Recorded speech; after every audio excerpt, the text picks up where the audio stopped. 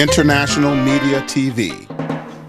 Television that listens to you. Hi, I'm Johnnie Burrell.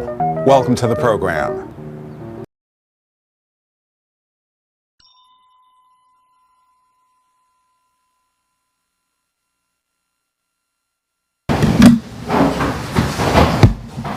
Good afternoon and welcome to Mrs. Dalloway's on this really warm October day. We do have water over by the cash wrap if anyone is parched, the way I am. Today we're going to hear from two most remarkable women, Todd Jealous and Caroline Haskell. And one remarkable man, Dana Francis, he's here as well. But these two have assembled a most remarkable book called Combined Destinies, which has just come out in paperback. I'm sad to say that race is still the most pressing issue in our country. Yes, we have a mixed race president, but look at what Congress does in trying to thwart him at every turn. Reading through this book lets us understand a bit more about how this has all come to be. It's a collection of feelings around race from a variety of some 50 sources from all over the country, and one from South Africa, men and women, some of whom notably preferred to remain only partially identified, and is brilliantly organized around these prevalent themes: separation from caregivers and family members, sameness, guilt, separation during childhood and adolescence, shame, silence, separation from adults, acquaintances, friends, and lovers, and resistance and freedom. There are many overlapping,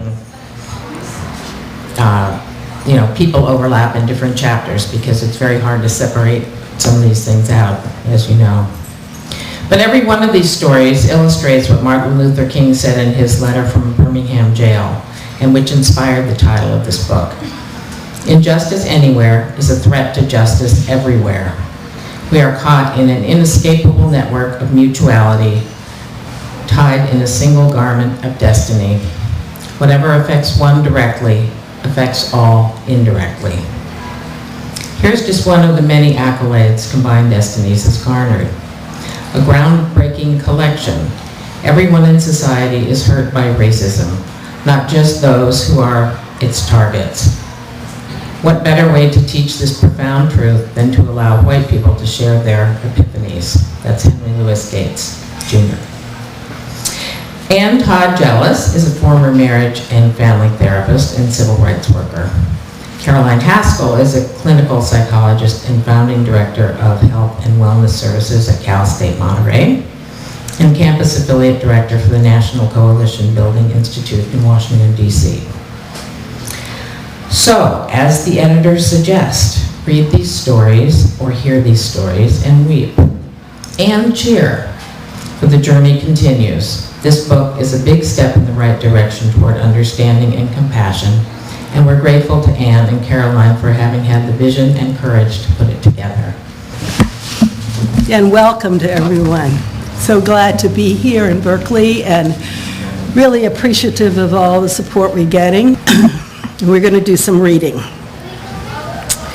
Combined Destinies, Whites Sharing Grief About Racism is an anthology of courageous and personal stories by 52 Caucasians who are examining and sharing the ways in which they have been hurt by racist ideology and racist conditioning, essentially by living in a system, in a country that has a racist system.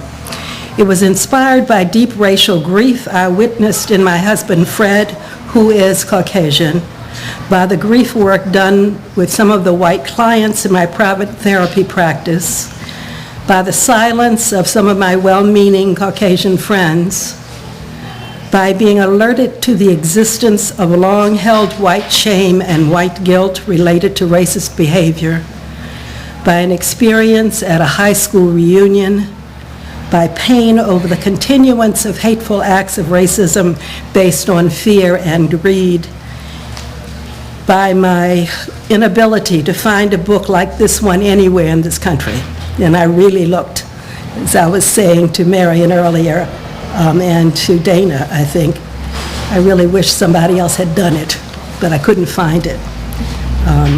I believe that racism, the oppression that includes every kind of abuse imaginable, physical, emotional, mental, academic, economic, sexual, and spiritual, will not end until an ever-increasing number of members of the politically dominant group recognize that the system is emotionally and spiritually hurtful to them and to their families, and come out of silence and inertia to do something about it.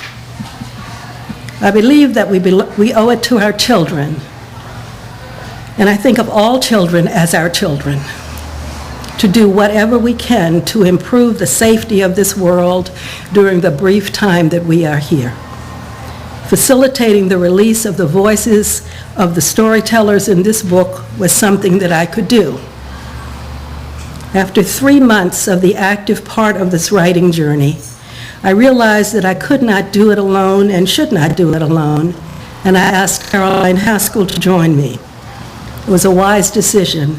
I continue to be grateful that she accepted that invitation. There's a reader's guide at the end of the book. The questions are our attempt to help the readers do what you can do to increase your consciousness and understanding, and to eliminate whatever contributions you make to the continuance of the evil we call racism. Hi, everybody. Thank you so much for being here. People that I don't know and old, longtime friends. I knew that I was going to write for this book as long as Anne had been talking to me about the project.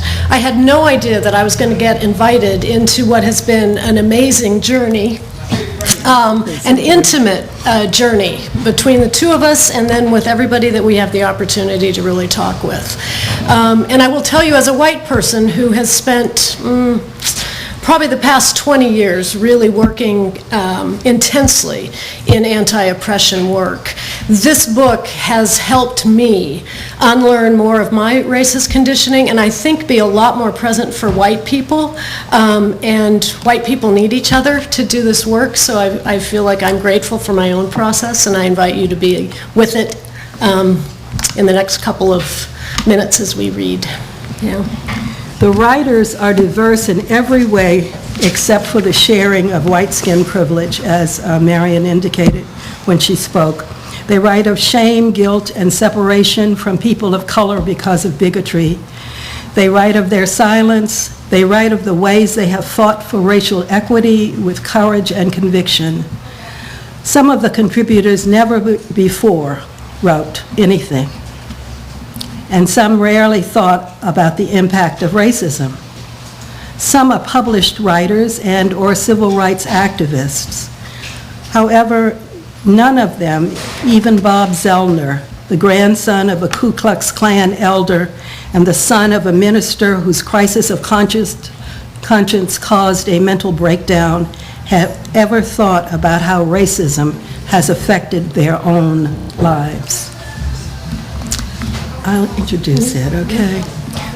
When the book was finished and on its way to the publisher in 2012, the end of 2012, I had a few moments to play, and so I went on the computer and checked out Amazon to see what was there, and a book popped up that I had not heard of called The Hidden Wound, written by Wendell Berry, whom many of you may know as a wonderful poet and essayist, and so I ordered it because I was intrigued by the title.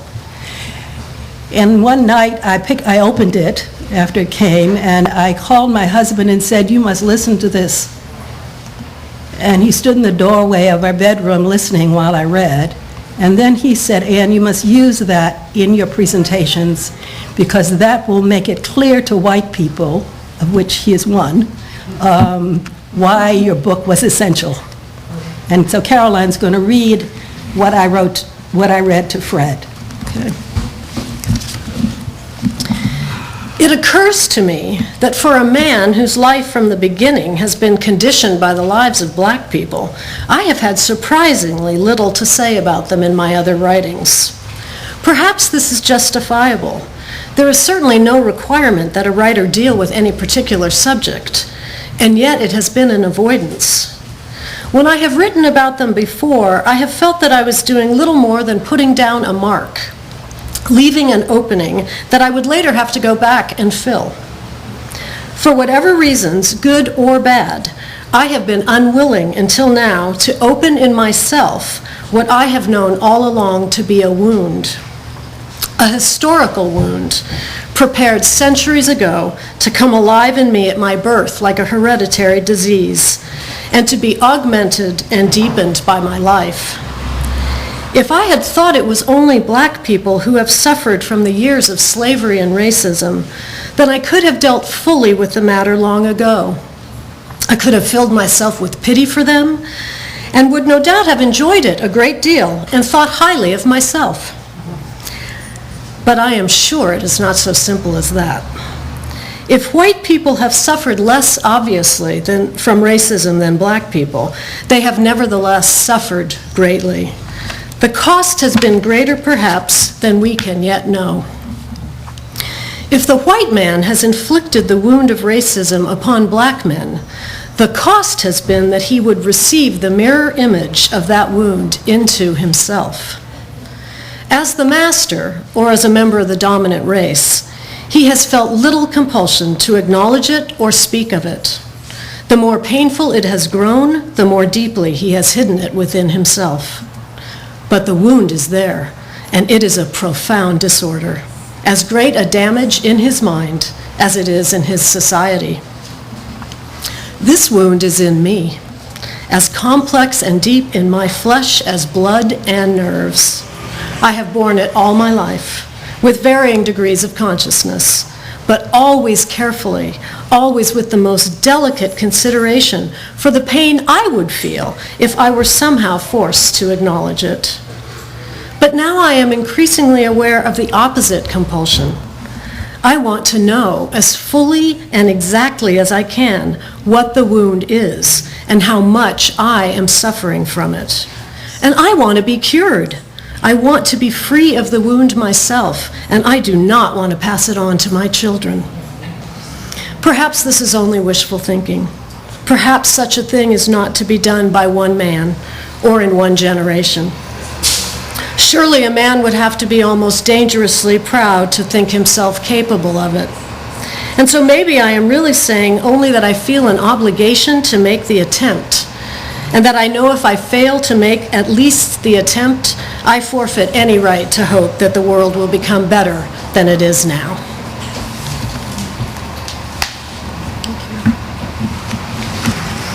Although the vast majority of the stories in Combined Destinies have to do with African American and Latinos being the targeted populations, there's also a story from a woman whose family denied their Native American heritage because of fear of racism. A story from a white girl who was not allowed to go to a movie with a Native American boy because of her father's racism. Stories from a woman who moved to the United States from South Africa, in large part because of racism. Experiences of being victimized by and perpetuating anti-Semitism. And a quote from a British visitor to Canada, whom I overheard when I also visited Canada a couple of years ago, who spoke of the shame he felt when visiting the First Nation Museum there. This afternoon, you will hear stories or excerpts from stories that speak to the personal impact of racism on their writers, and brief excerpts from the introductions to those chapters. When the readings have ended, we will allow time for questions and responses, and then we will sign books. Thank you again for being with us this afternoon.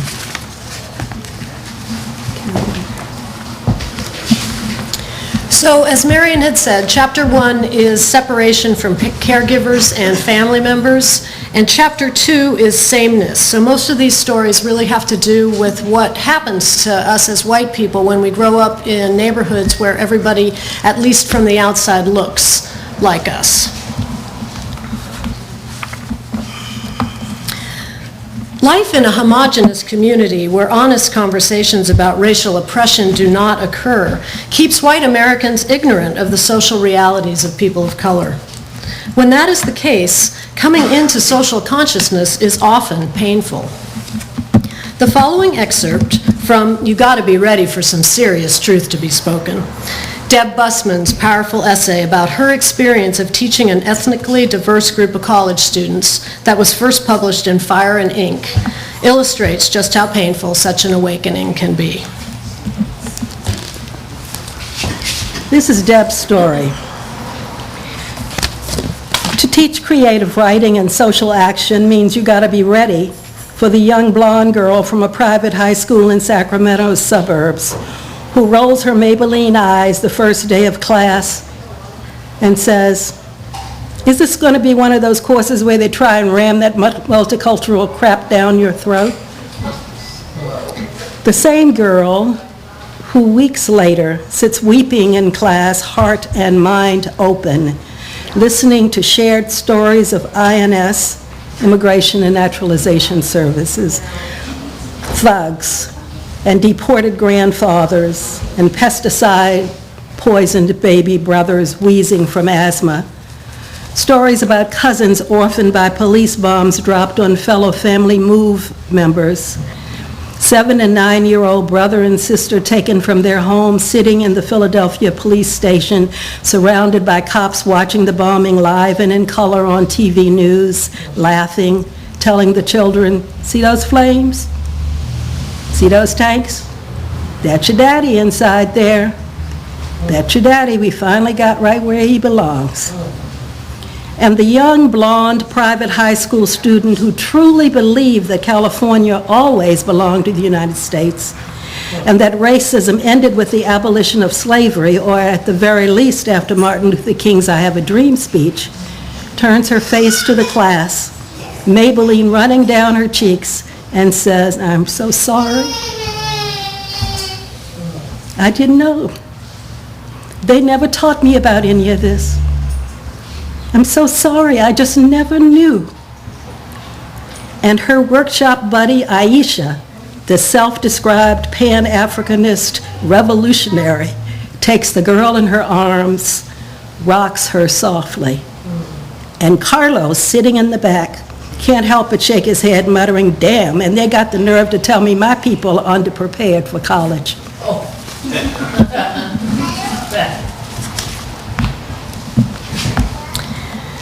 The following story takes us from a childhood filled with racial stereotypes and the accompanying fear of the other to parenting children who have had the benefit of growing up in a diverse community where there is an appreciation of differences.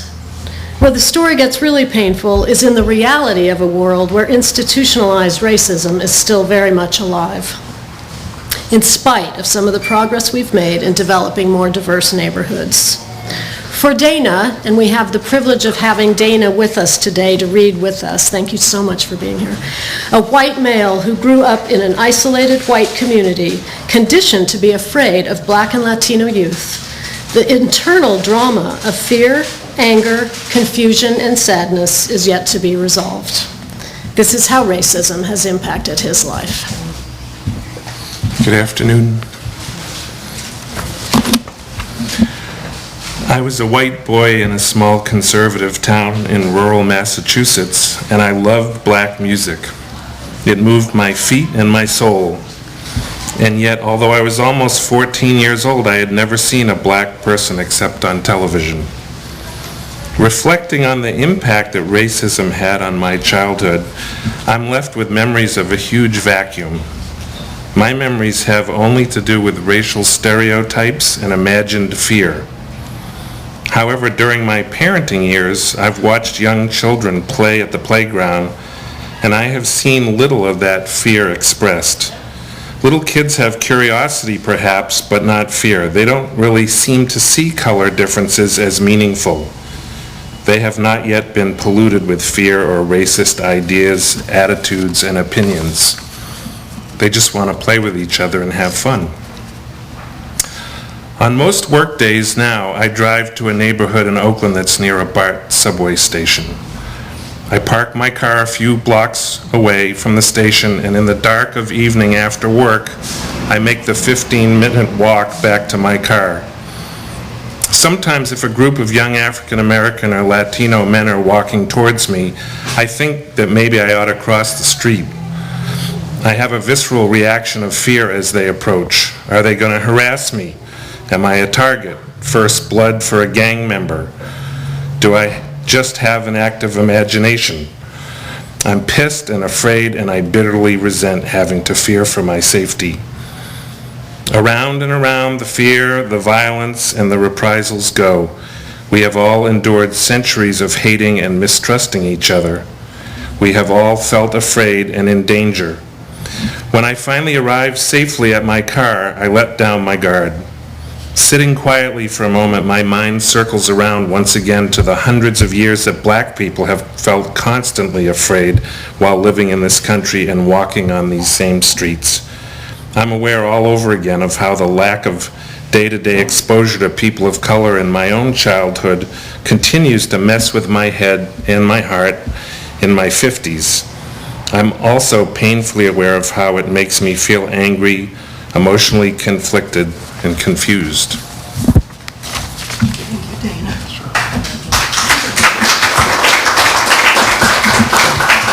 It takes a lot of courage to write, and even more to read out loud, and even more than that to read to an audience, to people that you don't know very well. So thank you. The third chapter is titled Guilt, and deals with the kind of guilt that many white people feel, some about their own behavior, which is appropriate and leads to personal healing, but some just about being identified as a member of the dominant group. And that's what we call white guilt.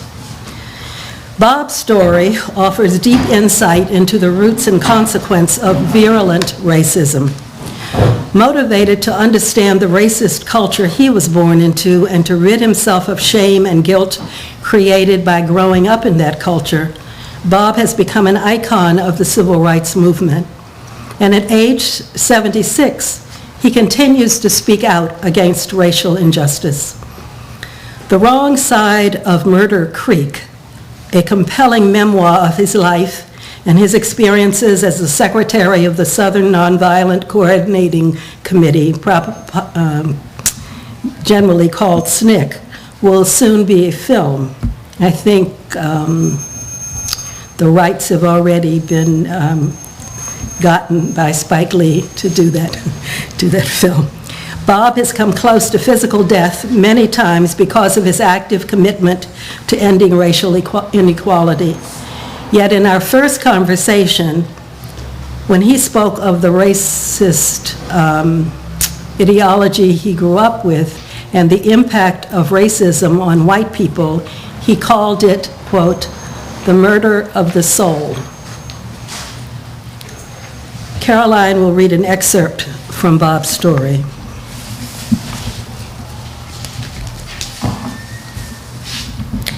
When I was asked to write about how race discrimination has damaged white people, my mind was forced to shift gears. We usually confine our thinking to how racism has harmed those it is directed against, and I had never thought about the ways in which I was harmed. In reflecting on my assignment, however, I am realizing that racial hatred's persistent, deep stain on our present and past has hurt us all. Daddy's nervous breakdown was our family scandal. Insecurity and dread caused my intestines to telescope. That psychosomatic condition caused me intense abdominal pain. Southern families have always been famous for the eccentric bachelor uncle or maiden aunt locked in the attic wearing only Confederate gray or antebellum gowns. Mental disorder was scandalous and something to be ashamed of. The South, big on appearances due to the prevalence of mental illness, reveals the other side of Fanon's study of mental disorder. Frantz Fanon studied and wrote about imperialism and the resulting mental disorder among oppressed people, but no corresponding study has looked at the mental illnesses of the oppressor. Dad's participation and membership in the Ku Klux Klan was without doubt a primary cause of his breakdown.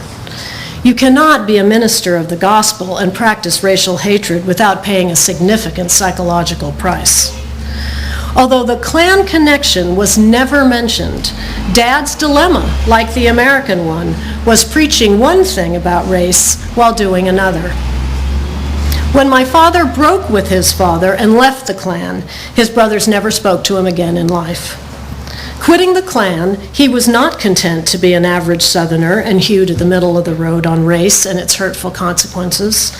He had been an activist as a Klansman, and he became an activist in the civil rights movement, participating in the peaceful integration of public buses and becoming a colleague and behind-the-scenes worker with Martin Luther King.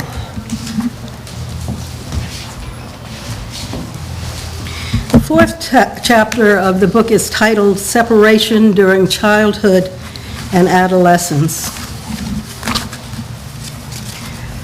Deborah wrote a story of her deepening understanding of the cost of racism to white people as she recalled childhood memories.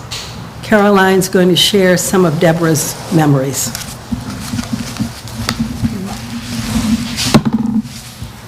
I met David and Darrell at the bus stop when I was 10 and instantly liked them both.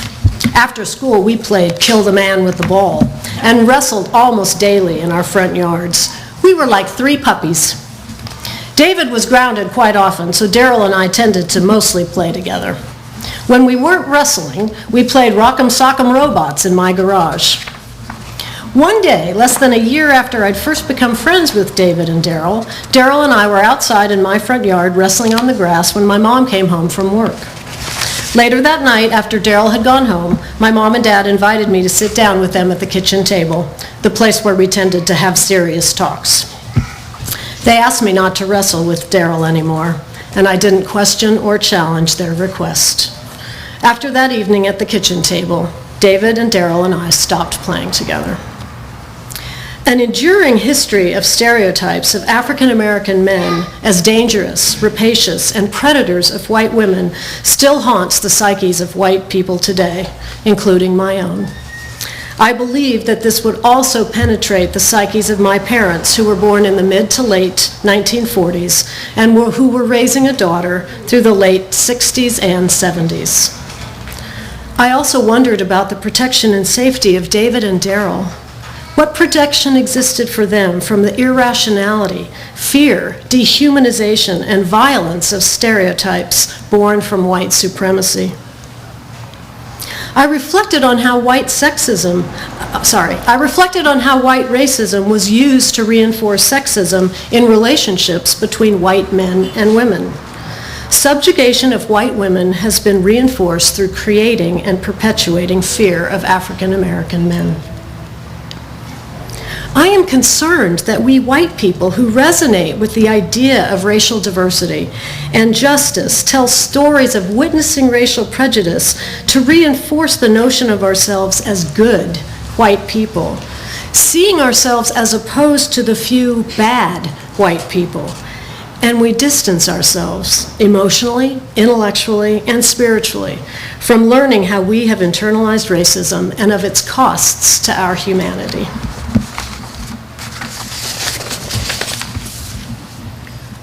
To realize that as children we were misinformed by the people whom we loved and trusted most is to become aware of a betrayal.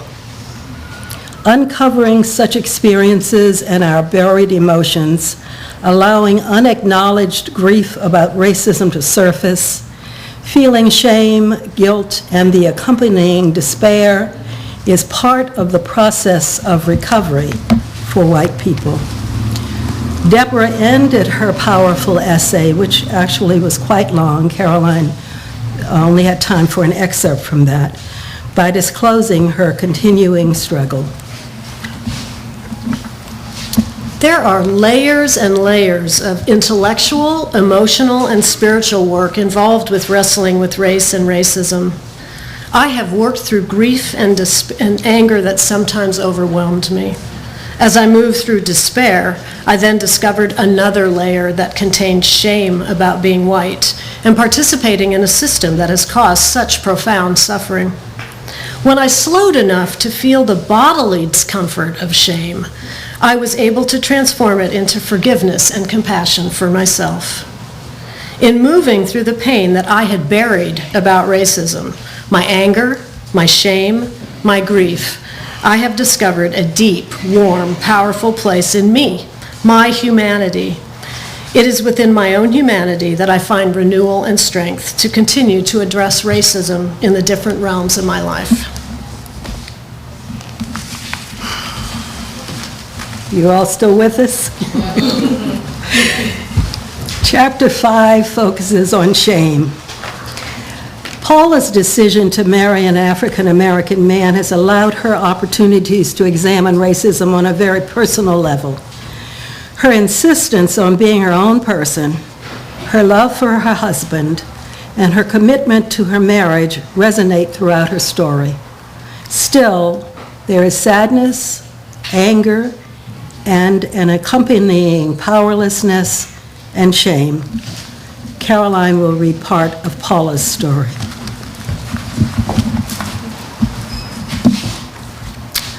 I am married to LaRue, a black man, and I have seen firsthand that people are scared of young black men, even of older black men.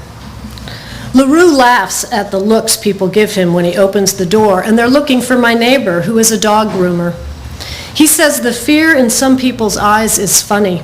They look like a deer in the headlights. Recently, he told me the story of being in the parking lot of Whole Foods and walking towards an older woman. Even though he was dressed in a shirt and tie, she immediately clutched her purse and jumped out of the way. When I heard that story, I felt sadness. I tried to imagine myself in a situation where people would routinely be afraid of me.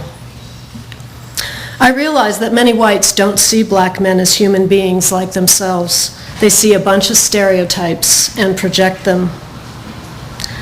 I wonder how that constant suspicion shapes one's life and what it feels like to have people looking at you like you're a menace for no reason beside the color of your skin.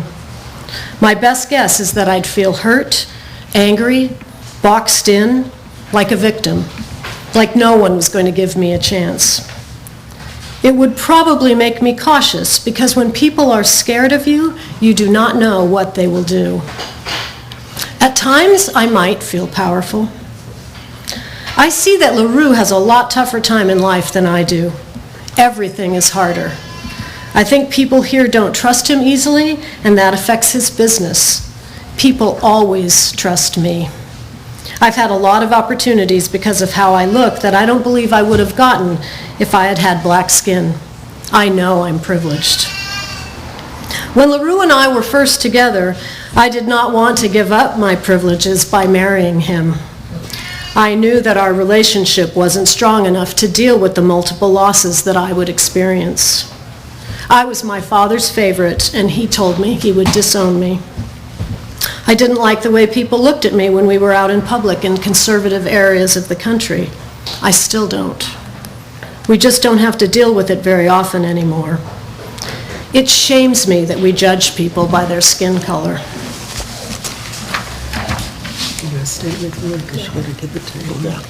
One of the major ways in which well-meaning white people serve to keep racism in place is by not speaking up in the face of racism.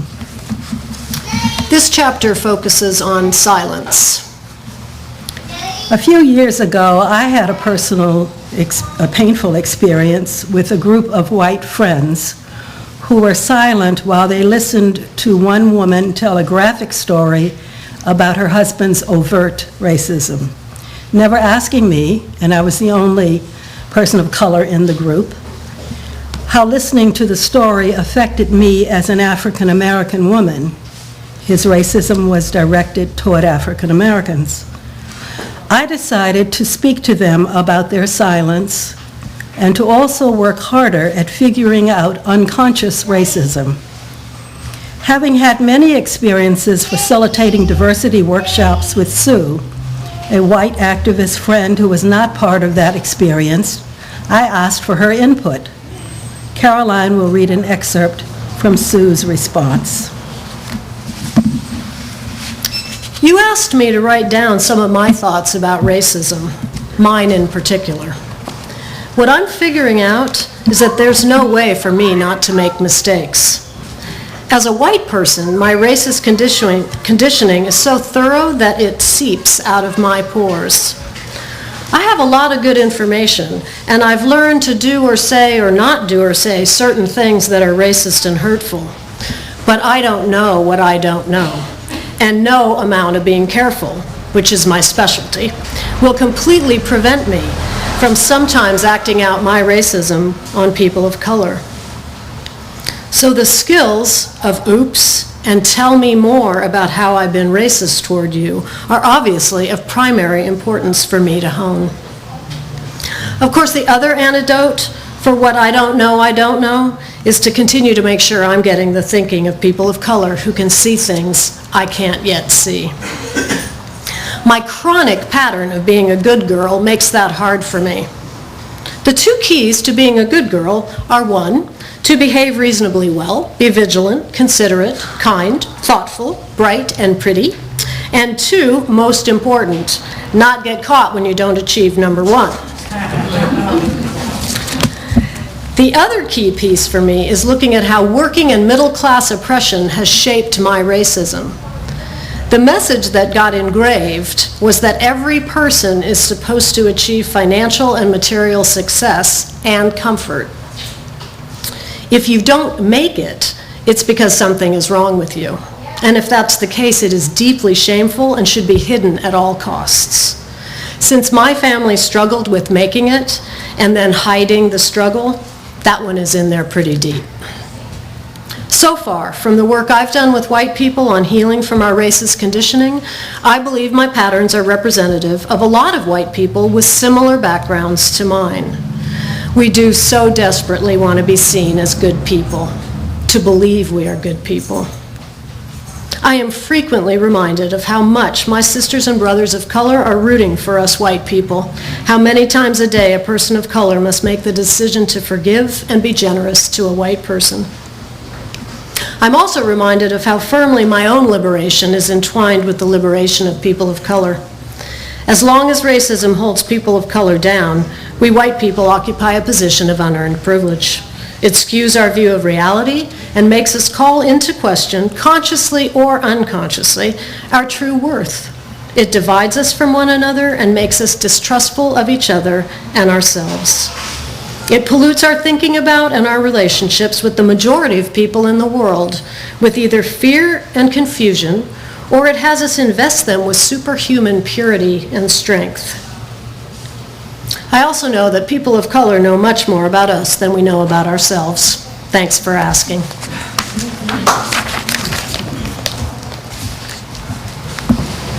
The memories shared in Chapter 7 are about adult relationships and love relationships that were hurt or destroyed by racism. The pain that bigotry and fear creates has always been part of the struggle against racism. It is also true that throughout our country's history, there have been white Americans who fought for racial equality with courage and conviction. They have all taken risks, sometimes of their lives, recognizing that the fight for racial equality is a fight to free all of us. So the last chapter in our book is called Resistance and Freedom, and it's the largest and longest chapter. It's where many white people talk about resisting racist conditioning and the steps they've taken to really do something active around reducing racism in the world. And because we have the privilege of having Dana here, I'm inviting Dana up to read Tom's story.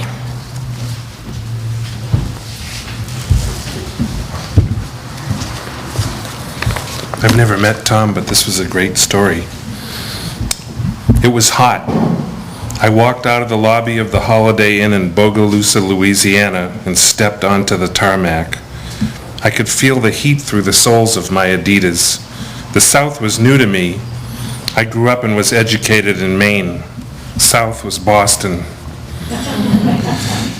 As a sales trainee for a major chemical company, I went where they sent me, and they sent me where our paper mill customers were located.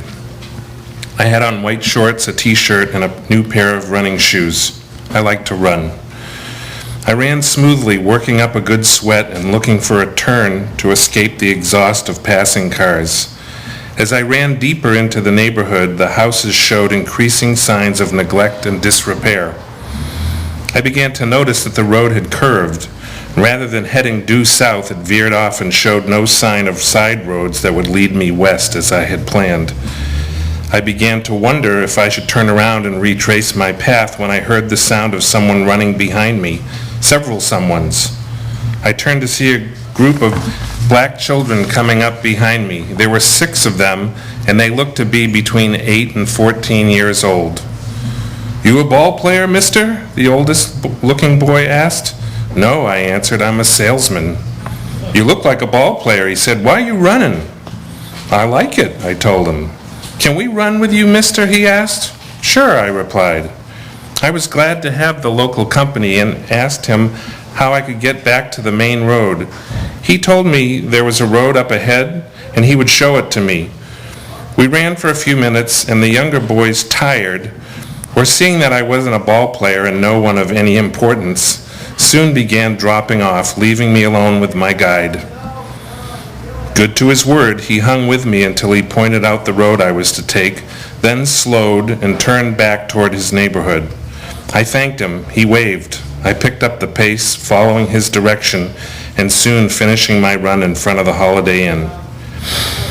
As I walked through the parking lot to cool down in the still warm afternoon air, a police car pulled abruptly into the entrance drive and approached me. The officers, one black and the other white, asked me if there was any trouble. "No trouble," I replied. "Why do you ask?" The black officer spoke. "Well," he said, "we got a call from a woman saying that a white man in his underwear was being chased by a gang of kids through one of the worst neighborhoods in Bogalusa."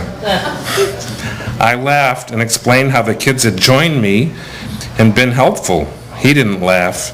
He advised me to run circles in the parking lot instead of causing concern to old women. That was not the only time I visited Bogalusa, but it was the only time I ran with the kids and enjoyed the raceless innocence of curious children, no different than children anywhere. I hope some of them remember the experience as well and as fondly as I do.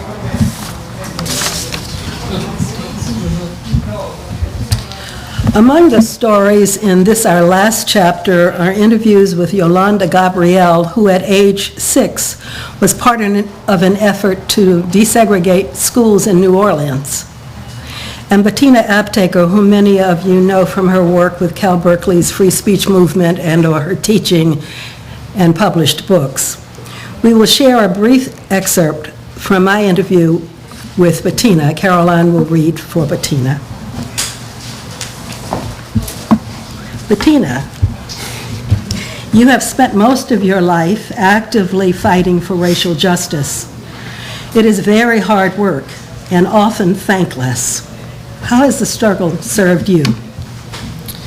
When Angela Davis was arrested and facing murder charges, I thought that a priority in my life was to help free her. That immersed me in a vast international audience led with great brilliance by black people in the United States. In that way, I learned that one pernicious form of liberal racism was to support civil rights while also wanting white people to lead. Many white people felt they had to lead the movement if it was going to succeed, that somehow black people weren't really competent to do it.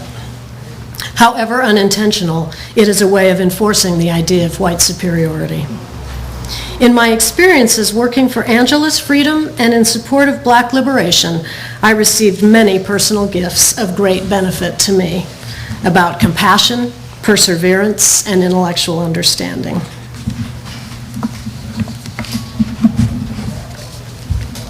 JT ended her contribution to Combined Destinies with an assertion that many activists for human rights share. I will read that to you. JT asserts, "One of my favorite parts of anti-oppression work is that it allows, even celebrates the idea of making mistakes. To truly do this work, you are going to make mistakes. It can't be helped. Sitting on the sidelines, being careful, worrying that you'll offend and appear ignorant, or not reaching out and asking questions doesn't change anything. You have to invest yourself in rooting out the misinformation we've been taught about one another. You have to break the polite veneer of not knowing what life is like for the other. It takes work to be quiet and really listen to what people are sharing. It takes work to let go of our defense mechanisms and see where we play a part in the pain and inequity others face. But if you do that work, the rewards are immense." So that ends our reading, and we open it to you for any questions or experiences you want to share. I want to suggest that before we do that, take a breath, because you've been hit with a lot. Excuse me. So just take a breath. That's right, and let yourself feel what your body's feeling as well as what's going on in your head. First of all, Carolyn invited me when I talked to her. We were having a casual conversation on the phone, and I told her a story, and she asked me if I would tell this story. Ann. Yeah. Yeah, what did I say? Caroline. Oh, Caroline. Sorry, Ann.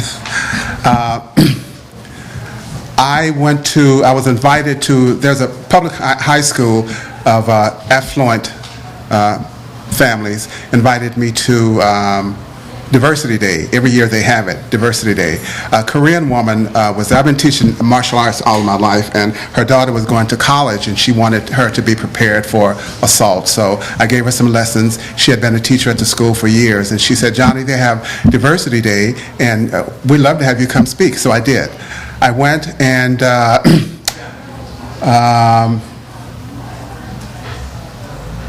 was kind of a little taken aback by what I saw in terms of what they were trying to do with regard to diversity. The second year I came back, and after that they never invited me. So what I discovered, though, after reading Ann and Caroline's book, is that when I told them that they didn't get it right, and that's what I told them in the class, that they weren't getting it right, that they didn't like that. Not only did they not like that, it kind of pushed them in a way that they were, in their minds, were certainly trying to do the best that they could with regard to teaching. But I come in here and say, you got it wrong, you got it right, you got it wrong. The kids got it, though, I think. However, they didn't invite me back. What I learned from their book was that there are white people who think in ways that are racist and who are racist, but want to do better. And if I had spoken to them in a way that they were comfortable and not come at them in a way that was angry, that's what they needed from me. But I learned that from the book, that everybody has to come to the table in a way to get the other person to listen and to understand. That was a real eye-opener for me. Another story, I think some of the stories I've heard here, childhood. I'm 68 years old. I came out here in 1957 from St. Louis, and when I was 12 years old, my mother would give us $1 to go to Golden Gate Park, where you could do something with $1. Hot dogs was 25 cents. And my friend and I, Dennis, met these two little white girls. They were playing on the swings, and we were playing. And so we played, and we played. And at the end of the day, I walked her home, and he walked the other girl home. So we said, we'll see you tomorrow. And so tomorrow came, and we met, and we played. And she lived on Aguelo Street. And I walked her home, and we're about 2 blocks, I guess, from her home, and she said, you can't go any further. She said, my mother was looking out of the window yesterday when you walked me home, and she saw that you were black, and she told me not to play with you anymore. And she started to cry. I go to not Office Depot, I think it's Office Max on Arguello and Geary. But almost all of my life, whenever I'm on Arguello Street, I think of that. Not every time, but most of the time, that comes to mind. So these kinds of things never really leave you. When I was 16, I got a job at a little funky motel at the foot of Market Street, helping the lady cleaning the beds and all of that. And it's $25 a week. And in 1962, you could do something with $25 a week, right? I mean, the movie was, I think, 50 cents, and that was big time downtown.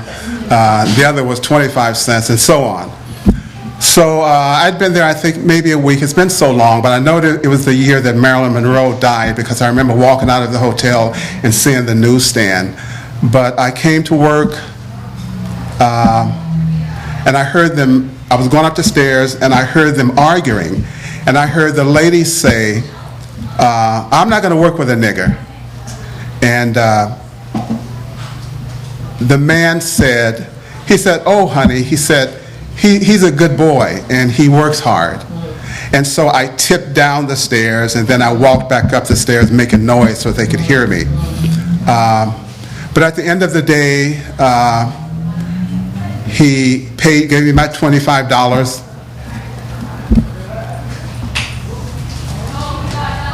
And, you know, I started out to do this, and because I didn't want this to happen. This is the second time Johnny's told this story, okay? Just the second time. Second time. So anyway, he gave me my check, and he said, Johnny, I'm sorry, we can't keep you. But the reason I think it's necessary to tell this story is that, and he was really hurting, and I could tell, and he was really sad. But over the years, when I would get really, really, really angry about race and white people, those were the times that I knew that there were white people out there who did care and who would do the best that they can. But I don't know how many white people really realize how many things happens to us in life, and we have to look back to those times and say, you know, I'm not going to do that crazy thing that I want to do, or say that crazy thing that I want to say to white people, because that man, you know, he wasn't like that. And even if he was, he knew that she was wrong, and he wanted to protect me. So anyway, that's my story. Thank you, John. Yeah. Thank you.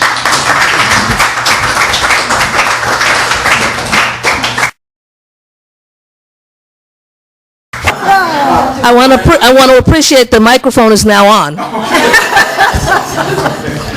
I want to appreciate both of you for your work, because it's very complicated. You're making yourselves vulnerable in a certain kind of way, as you can see by the responses of people here. And not everybody would take this work on. It's necessary work. It's very important work. The other thing I wanted to say was that none of us can do it right. You know, you mess up, you do your best, you're Bettina, you're Angela, you're whomever you are. You're contributing, you don't do it right all the time, because we're humans. And then I wanted to acknowledge two students that I have. I teach at Cal State Monterey Bay. Caroline and I are beloved colleagues from many, many years. So this particular semester, and I think this is a testimony to what's going on now, this particular semester, it was the second week of school, and after class, you know, I dismissed the class a little earlier, and two white boys were hanging around and hanging around and hanging around and hanging around. And then they kind of came up, Dr. Johnson, yes, can we talk to you, Dr. Johnson? I said, yes. Well, you know, we really want to be allies. We really want to be allies.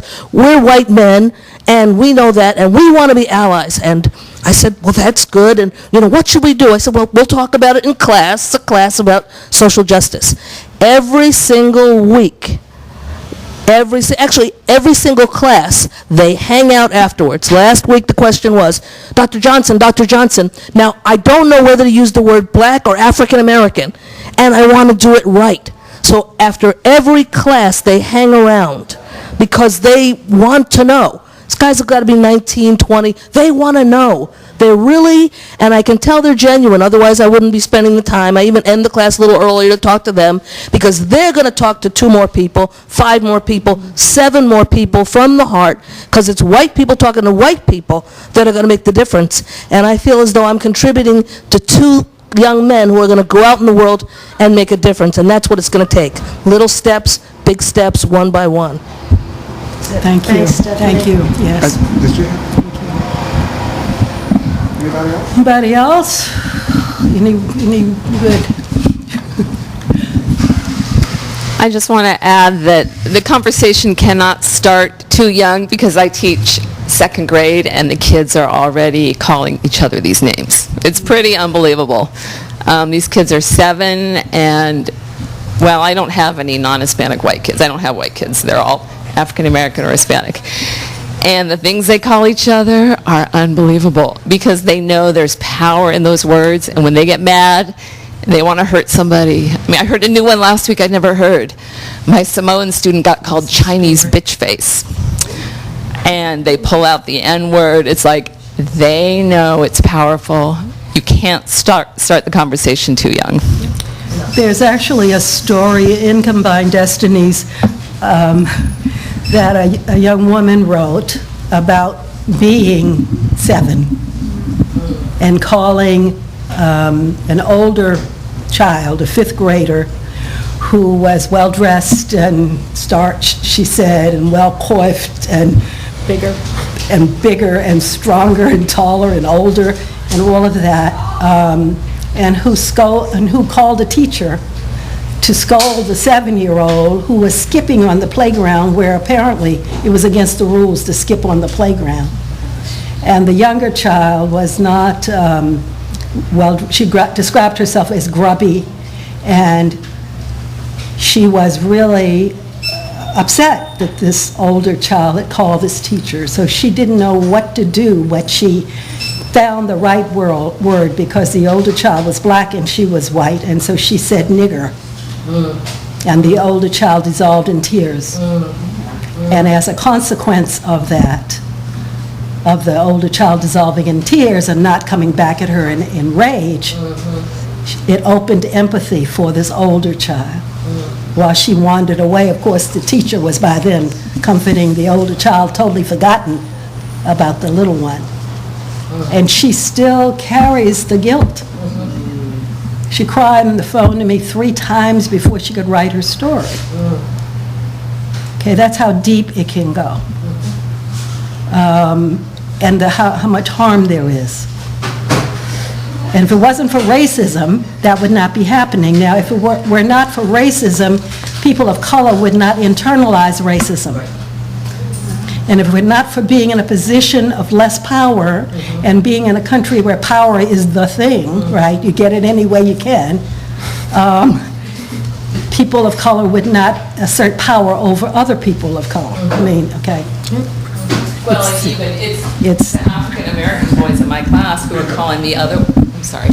It was the African American boys in my class calling the other African American boys the N-word. Right. So they did not learn it. We did not learn it originally from African Americans. Right. Okay, They know the power of it, though. Historical lessons, historical learning, you learn because of the way you feel if someone calls you nigger, that you can call somebody else that and devastate them. Yeah. And it also is about taking the poison out of the arrow, okay? Which is an old Native American trick. All right, you turn the arrow against yourself, it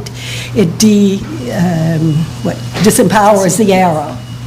The point you make, though, Ann and I were talking about this, since we do a lot of work with college-age students, and it's extremely difficult to do the work because they haven't had any preparation in K through 12. So your point about it can't happen soon enough. Yeah, thanks. Yeah, and that separation of the children is a big piece of why, okay? I mean, the fact that you're saying you don't have any white students in your classes. So it's our separation from each other that teaches us to not love each other. Okay, it's a separation. Okay, yeah. I really want you to hear this because I've always thought that, I must be racist because I'm white. And I would really like somebody like you to point out things to me. I was raised in a very diverse place in New York City. My parents were actively fighting racism. We're Jewish, and I've had anti-Semitic slings toward me. And I have worked really hard to try to overcome racism in various ways. I've worked at King Middle School in Berkeley for 20 years as a counselor, and I did lots of conflict resolutions, and I invited African American adults to join me so that I wouldn't be the white person, and I would really, I have an African American godson I'm really close to, and we've talked about it, and he said, Jan, I really don't think you're racist, but I know that because I'm white, even though, my grandmother had an African-American boyfriend, which was really touching to me, and I've had and still have a lot of African-American friends, but, I hesitate to say this after what you said, and I would like to, have somebody talk to me, not in a crowd like this, but, I would like to have it put in front of me, because I just know that somewhere inside me, because of my white privilege, I know when I get on the BART, I can sit anywhere. When my godson gets on the BART, he says women clutch their purses, and, so I'm used to having white privilege. But I try to understand and respect the point of view. May I say something to you as a white person? Yeah, please. I would love you to engage in conversations, definitely with people of color, but with other white people, so that we don't ask people of color to instruct us about how we're racist. And that my hope in the writing of this book, and it has a reader's guide, because conversations amongst white people around this topic are hard and we avoid it. It's one of the ways we've been conditioned. And that you do that with white people, and maybe you do it with people of color too, but I'd like you to sort of turn around. I'd love to have that conversation with you, and I'm sure he would as well. Okay, well, I would invite But here's what we're going to do. In the interest of having people maybe want to have private conversations, not everyone likes talking as out loud in front of this many people, is that we're going to say thank you so much for coming. If you want to buy a book and have us sign it, Ann and I will be around. Talk amongst yourselves and keep doing the work. Thank you. Thank you.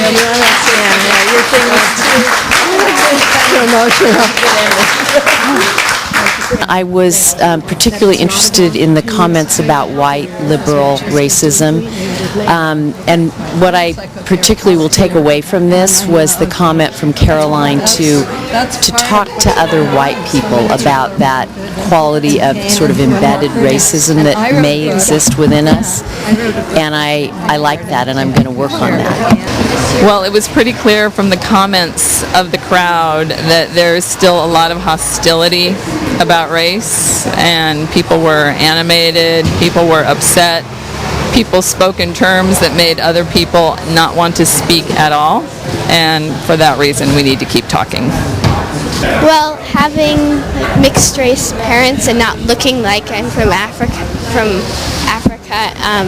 sometimes it's surprising to see the shock on people's faces to know when they know that you have mixed race parents. I'm really looking forward to reading this book.